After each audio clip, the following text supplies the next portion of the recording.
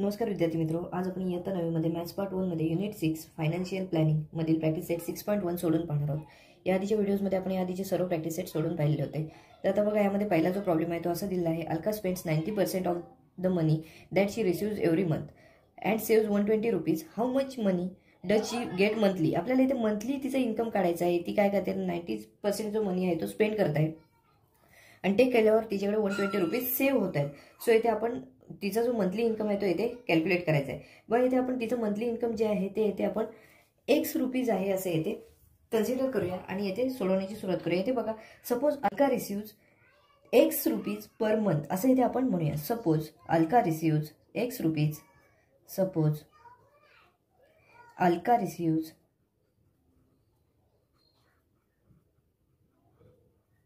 X rupees per month.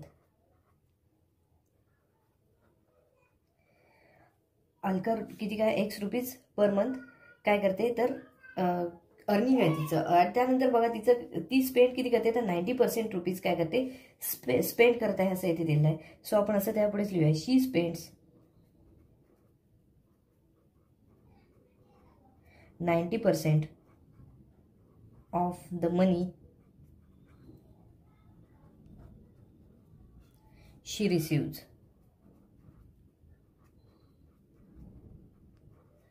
ती x rupees एवढं per month earning आहे तिचं आणि त्यातला 90% काय आहे तर ती स्पेंड करते। आता एक्स रुपीजच्या 90% म्हणजेच काय, एक्स इंटू 90/100 एवढं तिचं काय असणार आहे तर स्पेंड करत आहे मनी असं इथे आपण म्हणू। देअरफॉर आपण असं म्हणता येऊ शकतं, शी स्पेंड्स मंथली तिचं किती आहे तर एक्स रुपीज आहे, एक्स इंटू 90/100 असं इथे आपण म्हणू शकतो। 90/100 म्हणजे 0 0 कॅन्सल झालं तर एक्स इंटू 9/10 एवढे रुपीज ती काय करत आहे तर स्पेंड करत आहे असं इथे आपल्याला दिसून येईल। Therefore it is equal to 90 मधलं हे 0 आणि 0 कॅन्सल झाले, 9/10, 9 इंटू एक्स 9x होते, 9x/10 एवढे रुपीज ती काय करते तर स्पेंड करत आहे असं इथे म्हणता येऊ शकतं। आता बघा, तिचं सेव्हिंग काय आहे तर 120 रुपीज आहे। सेव्हिंग म्हणजेच काय, इन्कम मधून एक्सपेंडिचर काय आहेत ते तिचे मायनस केले तर तिचे जे काय सेव्हिंग्स आहेत ते इथे आपल्याला दिसून येतात। So her savings, Alka's savings is equal to her income minus expenditure, her expenditure. आता इथे आपल्याला काय मिळालेलं आहे तर इथे बघा, इन्कम अलकाचं सेव्हिंग आहे ते आपल्याला माहिती आहे 120 रुपीज एवढं तिचं काय आहे तर इन्कम आहे, सेव्हिंग आहे। सो इथे आपण व्हॅल्यूज पुटअप करूया, 120 सेव्हिंग आहे इज इक्वल टू इन्कम काय आपण इथे घेतलेलं आहे तर इथे एक्स रुपीज एवढं घेतलेलं आहे इन्कम।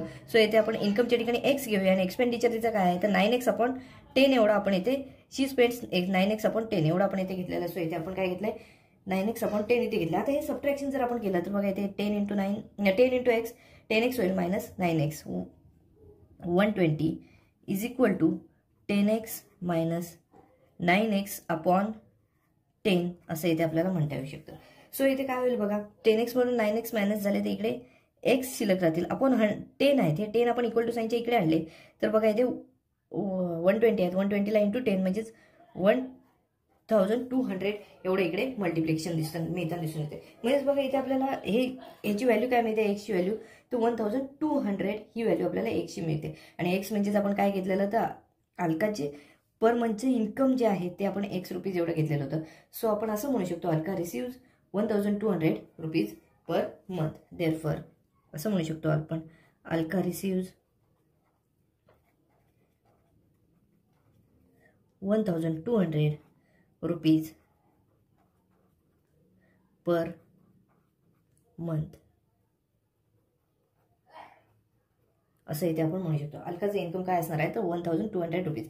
इथे आपल्याला काय दिलेलं आहे तर इथे बघा, 90% जे काय आहे ते तिचं एक्सपेंडिचर आहे अलकाचं, यांनी 120 रुपीज सेव्ह होतात। सो त्यानुसार आपण इथे सोडवल्यानंतर बघा, तिचं स्पेंडिंग किती आहे बघा, 9x/10 एवढं आपल्याला मिळालं। अलकाचं सेव्हिंग त्यावरून आपण काढलं, इन्कम मायनस एक्सपेंडिचर। सेव्हिंग आपल्याला दिलं 120 is equal to x minus 9x/10। आता 10 आहे तिथे डिनोमिनेटर, 10ने आपण एक्सला मल्टिप्लाय केला आणि न्यूमरेटरला घेतले। सो 10x मायनस 9x/10 आलेला आहे ते आणि हे जे 10 आहे ते इक्वल टू साईनच्या पलीकडे आपण पुढच्या स्टेपला घेतले मल्टिप्लिकेशनसाठी 120/10. त्याचं काय आलं तर 1200 ही आपल्याला एक्सची व्हॅल्यू मिळताना दिसून येते. एक्सची व्हॅल्यू म्हणजेच काय तर अल्काचे टोटल अर्निंग आहे, म्हणजे इन्कम जे आहे ते इथे आपल्याला मंथली इन्कम जे आहे ते इथे आपल्याला मिळालेलं दिसून येतं. बघा इथे फर्स्ट प्रॉब्लेम जो होता तो इथे आपला पूर्णपणे सोडवून झालेला आहे. दुसऱ्या प्रॉब्लेममध्ये बघा काय दिलं आहे, Sumit borrowed a capital of 50,000 rupees to start a business of food products. In the first year, he suffered a loss of 20%. He invested the remaining capital in a new business of Sweet Mart and made a profit of 5%. How much was his profit or loss on the original capital? इथे आपल्याला original capital किती दिलं आहे तर इथे 50,000 दिलं आहे.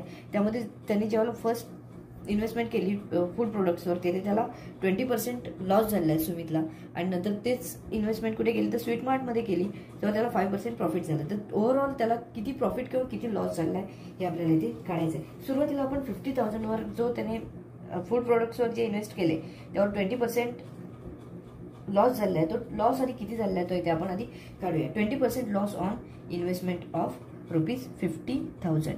पहिलं काय आहे तर 20% लॉस आहे. सो आधी तो लॉस किती आहे तो इथे आधी काढूया 50,000चा 20%. So 20% loss on investment of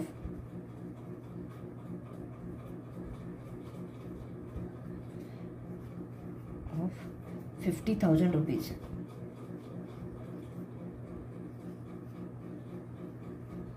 50,000 रुपीजवर 20% loss आहे. आता हा 20% लॉस आपण इथे काढूया. बघा किती असेल लॉस.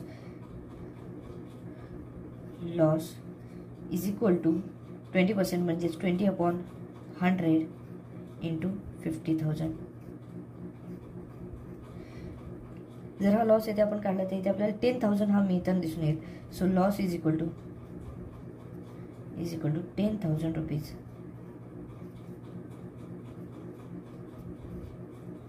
10,000 रुपीजचा इथे लॉस झालेला आहे सुमितला. जेव्हा त्यांनी काय केलं तर फूड प्रोडक्ट्समध्ये स्वतःचे जे काय 50,000 रुपीज आहेत ते इथे इन्व्हेस्टमेंट केलेले आहे तिथे त्याला 20% म्हणजेच 10,000 रुपीजचा लॉस झालेला इथे दिसून येते. तर लॉस झाल्यानंतर सुमितकडे एकूण कॅपिटल किती शिल्लक राहिले ते इथे आपल्याला काढायला लागेल. बघा 50,000 होते त्यातून 10,000चा लॉस मायनस केला तर इथे 40,000 कॅपिटल द्यायला आता शिल्लक राहिलेला दिसेल. The capital of Sumit at the end of year, the capital of Sumit at the end of year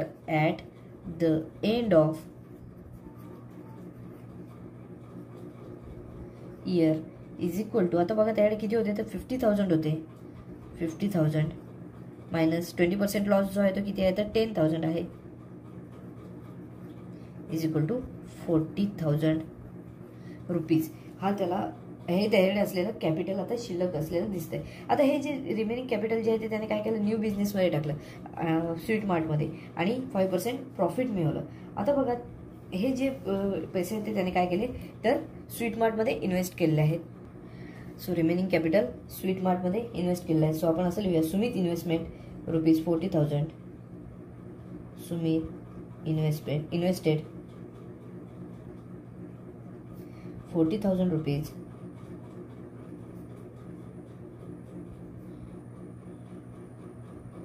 in a business of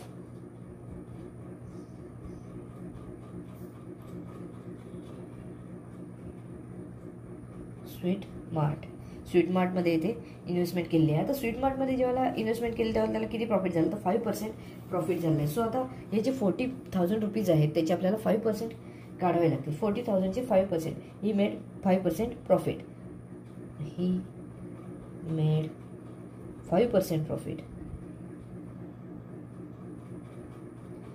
आता 5% प्रॉफिट. सो आपण इथे प्रॉफिट काढूया. 5% काढूया 40,000ची. प्रॉफिट इज इक्वल टू 5% म्हणजे 5/100 इंटू 40,000. हे मल्टिप्लिकेशन केल्यावर आपल्याला प्रॉफिट काय मिळेल 0,020 कॅन्सल झालं 400 इंटू 5 दॅट इज 2,000 एवढं प्रॉफिट मिळताना दिसेल. Profit is equal to 2,000 rupees. आता जर इथे पाहिलं तर इथे बघा लॉस जो आहे तो इथे 10,000 रुपीजचा आहे आणि प्रॉफिट झालं ते 2000 रुपीजचा येथे दिसत आहे. म्हणजेच आता ओव्हरऑल विचार केला तर सुमितला या बिझनेसमध्ये लॉस झालेला आहे असं येथे दिसून येते. सुमितला या बिझनेसमध्ये लॉस झालेला आहे. ओरिजिनल कॅपिटलच्या बाबतीत जर विचार केला तर येथे त्याला लॉस झालेला आहे. आता हे 2000 रुपीज त्याला मिळाल्यानंतर त्याच्याकडे आता कॅपिटल किती शिल्लक राहील बघा. Now the capital on hand, now the capital on hand is equal to, आता त्याच्याकडे आधीपासून 40,000 रुपीज आहेत प्लस 2,000 रुपीज त्यामध्ये ॲड झालेले आहेत. आता 40,000 प्लस 2,000 केले तर इथे आपल्याला 42,000 एवढं त्याच्याकडे आता कॅपिटल आहे असं इथे दिसून येते. आता न्यू कॅपिटल किती आहे तर इथे 42,000 आहे आणि पहिलं जे त्याचं ओरिजिनल कॅपिटल आहे तर ते जर पाहिलं तर इथे 50,000 आहे. आपल्याला इथे या बिझनेसमध्ये सुमितला लॉस झालेला इथे दिसत आहे. The new capital is less than the original capital. इथे आपल्याला असं म्हणावं लागेल the new capital is less than the original capital.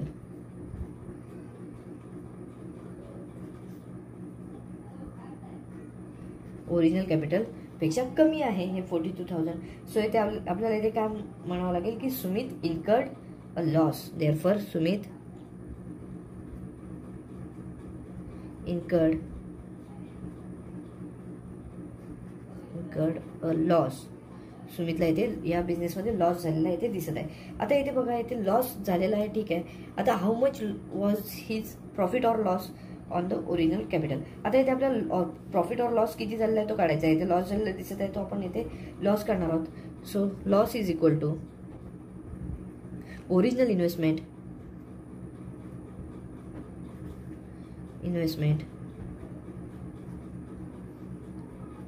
Minus investment at hand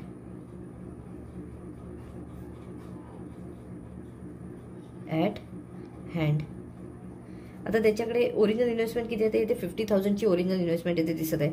so 50,000 minus आता इन्व्हेस्टमेंट त्याच्याकडे आत्ता किती आहे तर इथे 42,000 आहे असं इथे दिसत आहे.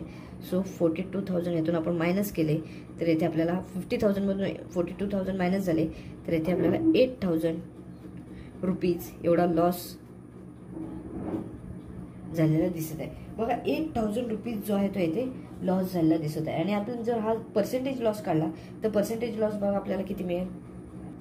पर्सेंटेज लॉस काढण्यासाठी आपल्याला इथे काय करावं लागेल तर percentage loss is equal to loss upon original investment into 100 करावं लागेल. पर्सेंटेज लॉस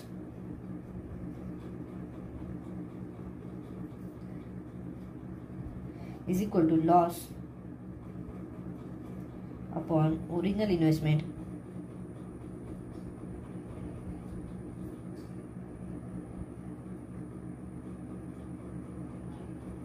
याला 100ने मल्टिप्लाय करावं लागेल.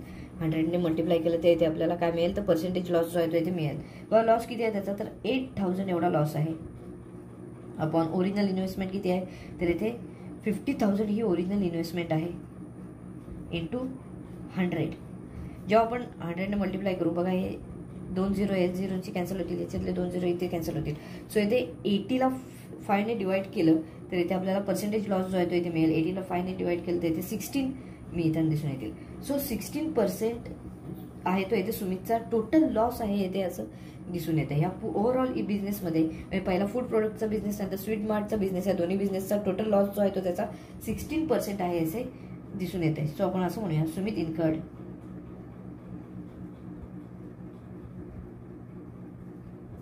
16% लॉस. सुमितला टोटली 16% लॉस झालेला आहे इथे आपल्याला पाहायला मिळते. बघा हा जो प्रॉब्लेम होता यामध्ये आपल्याला सुमितचं टोटल इन्व्हेस्टमेंट दिली होती. या इन्व्हेस्टमेंटनुसार आपण सुमितचा टोटल लॉस जो झालेला आहे ओव्हरऑल बिझनेसमध्ये तो इथे आपण 8,000 काढलेला आहे आणि यावरून आपण पर्सेंटेज लॉस सुद्धा काढलेला आहे. पर्सेंटेज लॉस जो आहे तो इथे आपल्याला 16% एवढा मिळालेला दिसून येतोय. हा जो प्रॉब्लेम आहे तो इथे आपला पूर्णपणे सोडून झालेला आहे. थर्ड प्रॉब्लेममध्ये आपल्याला असं दिलेलं आहे Nikhil spend 5% of his monthly income on his children's education, invested 14% in shares, deposited 3% in a bank and used 40% for his daily expenses. He has left with balance of 19,000 rupees. What was his income at that month? बघा इथे आपल्याला काही त्याचे निखिलचे investments इथे दिले आहेत 5%, कशी कुठे तर चिल्ड्रन्स एज्युकेशनमध्ये, त्यानंतर 14% शेअर्समध्ये, डिपॉझिट बँक डिपॉझिट 3% आहे आणि डेली एक्सपेन्सेससाठी 40% आहे. त्यानंतर त्याचं सेव्हिंग 19,000 राहत आहे. तर त्याचं मंथली इन्कम आपल्याला इथे काढायचं आहे. आता त्याचे आपल्याला टोटल एक्सपेन्सेस काय काय आहे ते इथे आपल्याला काढावे लागतील. Total expenses of Nikhil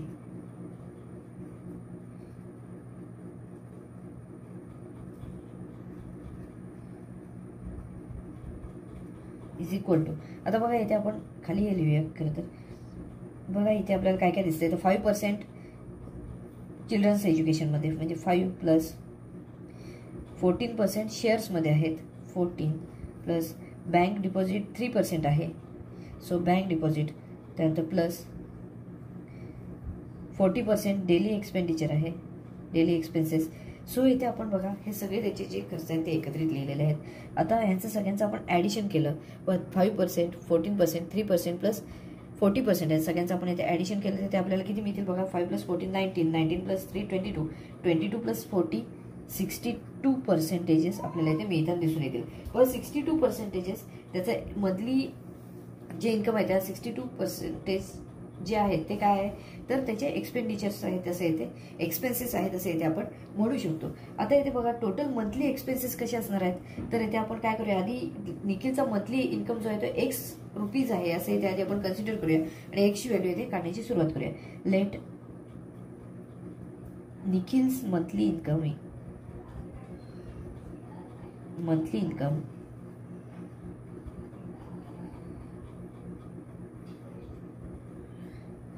BX. आता X हे त्याचं जर मंथली इन्कम असेल तर टोटल मंथली एक्सपेन्सेस कसे असणार आहेत, therefore total monthly expenses of Nikhil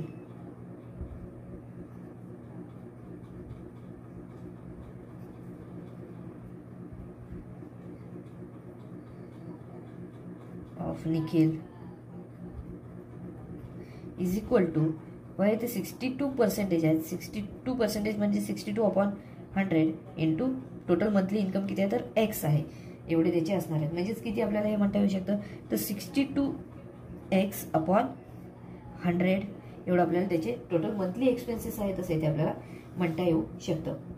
आता निखिलचा टोटल बॅलन्स किती राहतोय, तो बॅलन्स 19,000 एवढा बॅलन्स राहतोय. हा बॅलन्स कसा शिल्लक राहतोय, तर इन्कम आणि एक्सपेंडिचर यांचं सबट्रॅक्शन केलं तर इथे काय मिळेल आपल्याला, बॅलन्स त्याचा किती राहतोय तो इथे मिळताना दिसून येईल.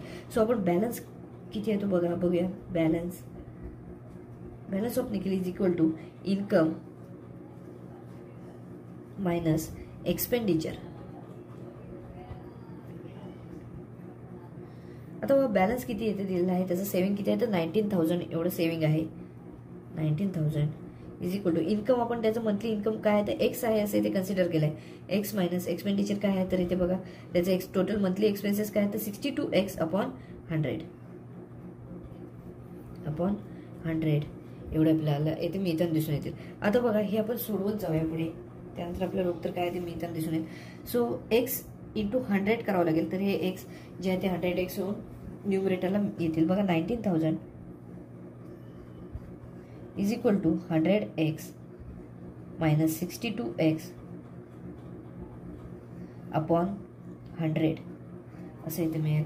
बघा 100x मधून 62x मायनस केले तर इथे आपल्याला मिळतील 38x मिळतील. आता हे 100 आहेत ते इक्वल टू साईनच्या इकडे आपण मल्टिप्लिकेशनसाठी आणू शकतो, म्हणजेच 19,000 into 100 is equal to 38x असं इथे मिळताना दिसून येईल. आता आपण काय करूया, साईड चेंज करूया. 38 आणि x यांच्यामध्ये मल्टिप्लिकेशन आहे, 38 इंटू x आहे, ते आपण 38 इकडे आणताना इथे डिवाइडसाठी आणू. आता आपण साईड चेंज करूया आणि घेऊया. बघा हे x या साईडला घेऊया. x is equal to 19,000 into 100/38. 19,000 into 100/38 असं इथे मिळताना दिसून येईल. सो x ची व्हॅल्यू यांचं मल्टिप्लिकेशन करून बघा काय मिळते. याचं टोटल मल्टिप्लिकेशन आपल्याला 50,000 एवढं मिळताना दिसून येईल. आता 50,000 एवढं मिळतंय. 50,000 म्हणजेच आपण x ची व्हॅल्यू 50,000 मिळालेली आहे. सो x म्हणजेच काय ते कन्सिडर केलं होतं, तर निखिल्स मंथली इन्कम आपण 50,000 कन्सिडर केलं होतं. देअरफॉर आपण असं म्हणू शकतो, देअरफॉर निखिल्स मंथली इन्कम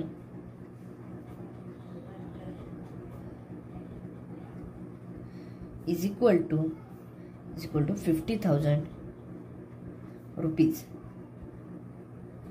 एवढं आपल्याला निखिलचं मंथली इन्कम आहे असं इथे मिळताना दिसून येते. बघा हा जो प्रॉब्लेम आहे तो इथे आपला पूर्णपणे सोडून झाला. याच्यामध्ये आपल्याला काही निखिलचे एक्सपेन्सेस होते ते दिलेले होते, त्यावरून आपण काय केलं तर त्याचं मंथली इन्कम काय आहे ते इथे काढलेलं आहे. 50,000 रुपीज हे आपल्याला इथे ॲन्सर मिळालेलं दिसून येतं.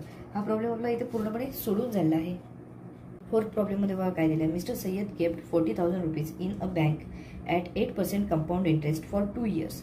Mister Fernandes invested 1,20,000 rupees in a mutual fund for 2 years. After 2 years, Mr. Fernandez got 1,92,000 rupees, whose investment turned out to be profitable. इथे आपल्याला दोन व्यक्ती दिले आहेत आणि त्यांची इन्व्हेस्टमेंट दिली आहे. मिस्टर सय्यद यांनी काय केलं 40,000 रुपीज बँकमध्ये इन्व्हेस्ट केले 8% कंपाऊंड इंटरेस्टने, आणि इथे मिस्टर सय्यद यांनी 1,20,000 रुपीज म्युच्युअल फंडमध्ये इन्व्हेस्ट केले 2 yearsसाठी, आणि after 2 years mister Fernandes got 1,92,000 rupees. So आपल्याला या दोघांमध्ये इन्व्हेस्टमेंट कोणाची फायदेशीर ठरली हे आपल्याला इथे काढायचे. सुरुवातीला आपण जे मिस्टर सय्यदचे जे आहे ते इथे 8%ने किती रुपीज आफ्टर 2 yearsने किती मिळतात ते इथे आपण करणार आहोत. कंपाऊंड इंटरेस्टने काढायचं आहे. सो इथे आपल्याला कंपाऊंड इंटरेस्टचा फॉर्म्युला इथे यूज करावा लागणार आहे. बघा इथे सोडायची सुरुवात करूया. Mister Sayyad kept 40,000 rupees in a bank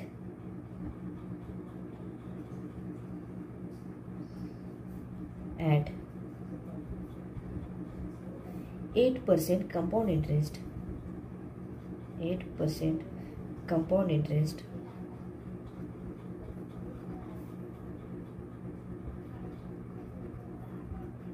for 2 years. For 2 years. आता इथे आपल्याला काय करावं लागणार आहे तर इथे फॉर्म्युला लिहावा लागेल compound इंटरेस्टचा.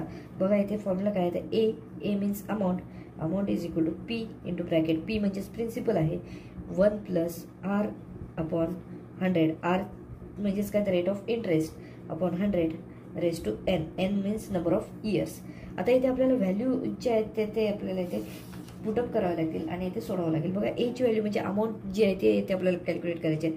So A is equal to पीची व्हॅल्यू किती आहे तर इथे 40,000 आहे.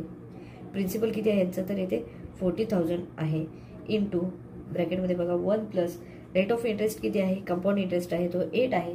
8 अपॉन 100 असणार आहे इथे 8 upon 100 raise to n means number of years.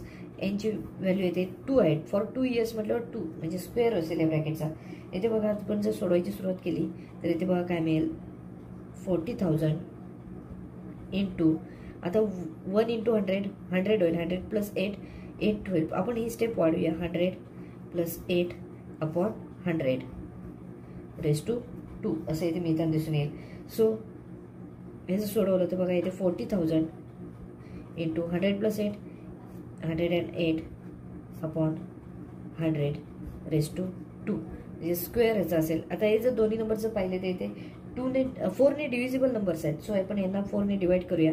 आपल्याला इथे काय मिळेल बघा 40,000 इंटू 4ने डिव्हिजिबल आहेत 4 × 2 = 8 4 × 7 = 28 अपॉन 25 रेज टू 2 असं इथे आपल्याला मिळताना दिसून येईल. म्हणजेच काय आहे इथे 27 अपॉन 25चा स्क्वेअर आहे.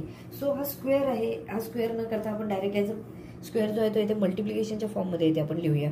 बघा 40,000 A is equal to A means amount is equal to 40,000 into 27 upon 25 into 27 upon 25 हे मल्टिप्लिकेशन फॉर्ममध्ये आपण इथे लिहिलेलं आहे. आता 27ने आपण 40,000ला इथे डिवाइड करू शकतो. त्याचबरोबर 25 परत आपण इथे 40,000ला इथे डिवाइड करूया. बघा इथे काय मिळेल अमाऊंटमध्ये आपल्याला इथे मल्टिप्लिकेशन काहींचं करावं लागेल आणि मल्टिप्लिकेशन करून आपल्याला हे यांचं उत्तर मिळावं लागणार. 25 आणि 25ने आपण इथे 40,000ला इथे डिवाइड केल्यावर इथे आपल्याला 64 मिळतील. 64 इंटू 27 इंटू 27 ही अमाऊंटची व्हॅल्यू असणार आहे. So A is equal to आपण यांचं तिघांचंही मल्टिप्लिकेशन केलं तर इथे आपल्याला 46,656 हे मिळताना इथे दिसून येईल. 46,656 6 एवढी अमाऊंट जी आहे ती इथे मिळताना दिसून येईल. आता ही जी आहे ती अमाऊंट आहे. अमाऊंट आपल्याला इथे काय करायचं आहे तर त्यांचा इंटरेस्ट त्यांना किती मिळालेला आहे तो इथे काढायचा आहे. So interest is equal to amount minus principal. हे आपण हा जो फॉर्म्युला आहे ते वापरूया. Interest means I is equal to amount minus principal. आता interest is equal to amount किती आहे ते इथे 46,656 ही जी आहे ते अमाऊंट आहे मायनस प्रिन्सिपल जे आहे ते 40,000 दिलेलं आहे. जेव्हा आपण सबट्रॅक्शन करू तेव्हा इंटरेस्ट आपल्याला किती मिळेल 6,656 रुपीज एवढा आपल्याला इंटरेस्ट जो आहे तो इथे मिळताना दिसून येईल. आता इंटरेस्ट जो आहे तो म्हणजेच इंटरेस्ट आहे तो म्हणजेच प्रॉफिट झालेलं आहे त्याचं. मिस्टर सय्यद यांचं प्रॉफिट झालेलं आहे. तर हे प्रॉफिटचं पर्सेंटेज आपल्याला काढावं लागेल. सो आपण इथे प्रॉफिटचं पर्सेंटेज काढूया. Sayyad profit percentage is equal to profit percentage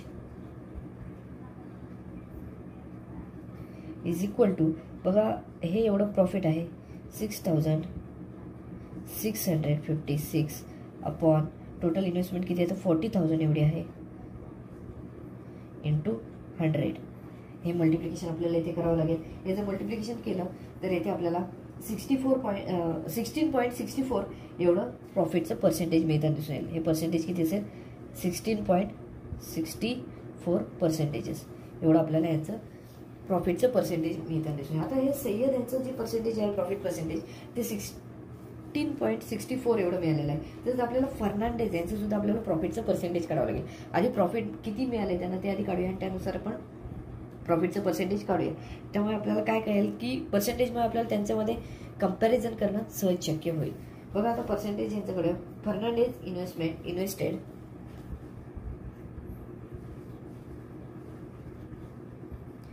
invested किती आहे तर 1,20,000 इन म्युच्युअल फंड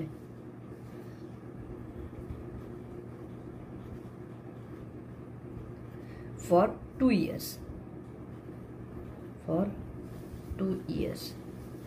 आता बघा इथे 2 yearsसाठी एवढी अमाऊंट जी आहे ती इथे इन्व्हेस्टमेंट केलेली आहे ती दिसते. आता यानंतर त्यांचं जे प्रॉफिट किती आहे ते बघूया. बघा त्यांना किती आफ्टर 2 years ही गॉट 1,92,000 एवढे त्यांना मिळालेले इथे दिसून येतात. सो आपण असं म्हणूया ही रिसिव्ड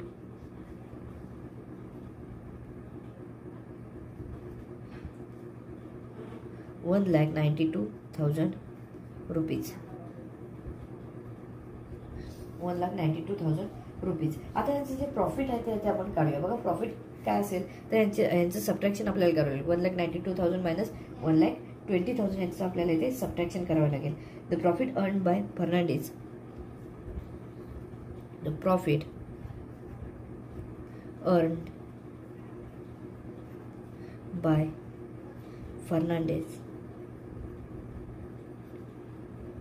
इज इक्वल टू बघा हे त्यांना मिळालेले आहेत की ते आता 1,92,000 मायनस इन्व्हेस्टमेंटची रक्कम किती आहे तर 1,20,000. आपण हे सबट्रॅक्शन केलं तर ते आपल्याला 72,000 एवढं मिळताना दिसून येईल. म्हणजेच प्रॉफिट किती आहे तर 72,000 एवढं प्रॉफिट आहे. आपल्याला प्रॉफिटचं पर्सेंटेज काढावं लागेल.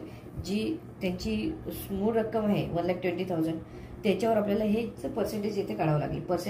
पर्सेंटेज काढण्यासाठी आपण फर्नांडेज प्रॉफिट पर्सेंटेज काढूया. बघा Fernandes profit percent is equal to बघा इथे प्रॉफिट किती आहे तर 72,000 आहे अपॉन टोटल इन्व्हेस्टमेंट किती आहे तर 1,20,000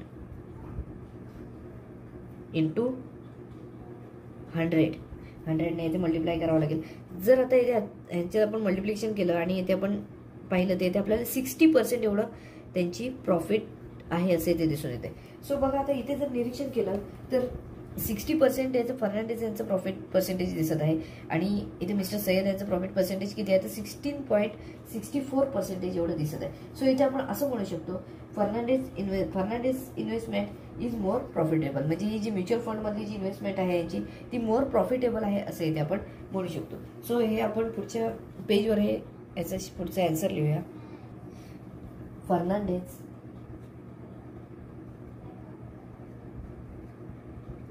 इन्व्हेस्टमेंट इज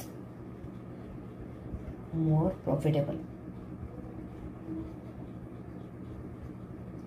इथे फर्नांडिसची इन्व्हेस्टमेंट आहे ती इथे मोर प्रॉफिटेबल आहे असं इथे आपण म्हणू शकतो. का तर इथे फर्नांडिस यांना 60% प्रॉफिट झालेलं आहे, त्याच ठिकाणी मिस्टर सय्यद यांना 16.64% एवढं प्रॉफिट झालेलं आहे ते दिसून येतं. सो हा जो प्रॉब्लेम होता तो इथे आपला पूर्णपणे सोडून झालेला आहे. हा प्रॅक्टिस सेटमधला सेकंडलाच प्रॉब्लेम होता. आता आपण याच्यानंतर शेवटचा जो प्रॉब्लेम आहे तो इथे सोडवणार आहोत.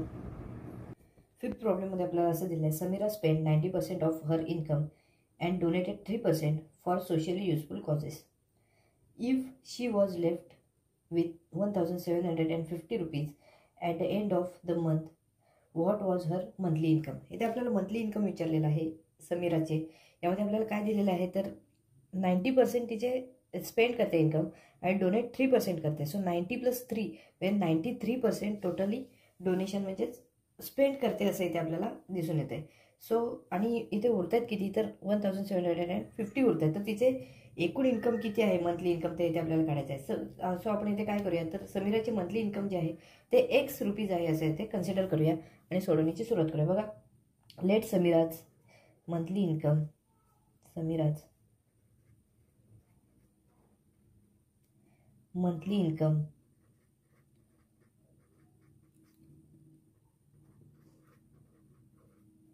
BX, ₹X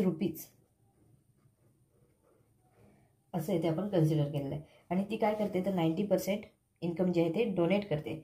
she spend 90% of her income. She spend 90% of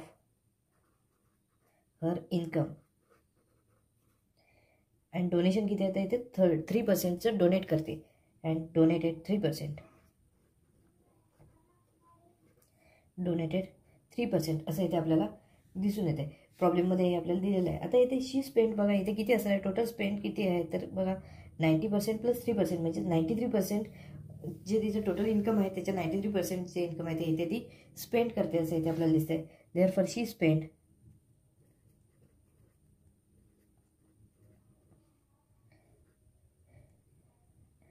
90 + 3 = 93% of her income. 93% income. आता टोटल इन्कमचं जर पर्सेंटेज आपण काढायला गेलो तर 93%चे इन्कम आहे. आपल्याला इन्कम टोटल मंथली इन्कम आपण किती घेतलेलं आहे तर ₹X एवढं घेतलेलं आहे. सो इथे आपण असं म्हणू शकतो की शी स्पेंड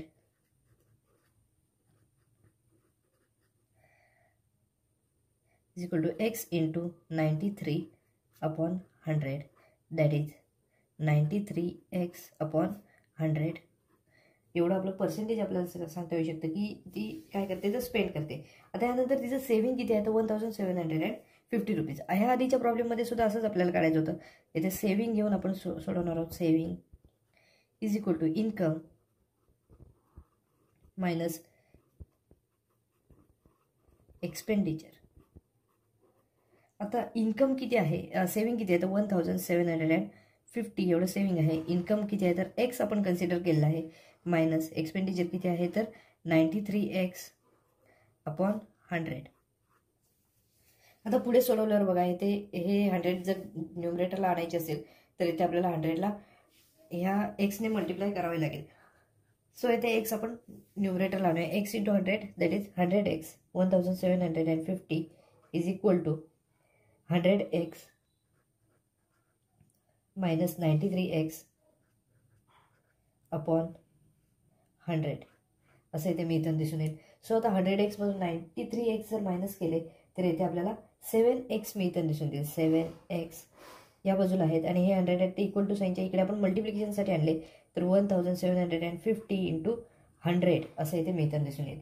सो आता आपण साईड चेंज केली तर 7x = 1,750 × 100 असं मिळेल. बघा 7 इथे एक्स बरोबर मल्टिप्लिकेशनसाठी आहेत, ते जर इक्वल टू साईनच्या पलीकडे नेले तर इथे आपल्याला डिवाईडसाठी जातील असं इथे दिसून येते. So x is equal to 1750 into 100 upon 7.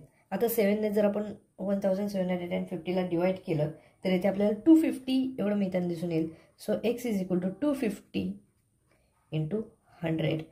250ला 100ने मल्टिप्लाय केलं तर आपल्याला इथे 25,000 एवढं मिळताना दिसून येईल. आपल्याला एक्सची व्हॅल्यू 25,000 एवढी मिळताना दिसून येते. आपण एक्स म्हणजेच काय कन्सिडर केलं होतं तर समीराचे मंथली इन्कम जे आहे ते आपण एक्स म्हणजेच कन्सिडर केलं होतं.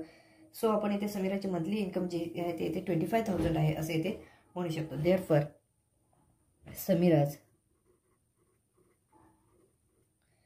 मंथली इन्कम इज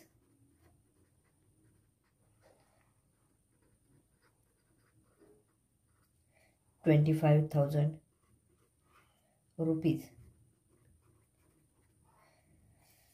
हे आपल्याला इथे मिळताना दिसून येते. बघा समीराचे मंथली इन्कम आपल्याला काढायचं होतं. समीराचे मंथली इन्कम आपल्याला मिळाले ₹25,000.